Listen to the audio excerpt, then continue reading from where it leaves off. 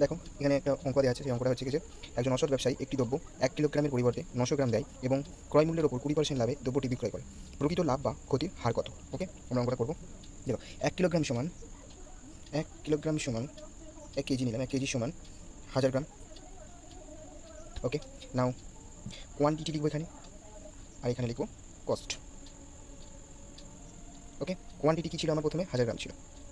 ওকে, আর cost কী ছিল আমার প্রথমে? কস্ট কী ছিল? 20% লাভে বিক্রি করছে। আরেকটা জিনিস দেখিয়ে দিই, 20% সমান আমরা কী লিখতে পারি? 20% সমান 20/100 লিখতে পারি। তাহলে 20/100 সমান 0 0 কেটে গেলে 2 দিয়ে কাটলে 5 উপরে 1, তাহলে 1/5 লিখতে পারি। তাহলে 5 টাকা ছিল আমার কত? সিপি।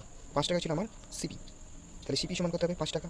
তাহলে 20% লাভ করেছে, 1 টাকা লাভ হয়ে গেছে। তাহলে 1 টাকা এসপি সমান কত হয়ে যাবে আমার? এসপি সমান হয়ে যাবে 6 টাকা। যেখানে এখন কোয়ান্টিটি এসপির সঙ্গে কোয়ান্টিটি কত দিচ্ছে? 900 টাকা, 900 গ্রাম।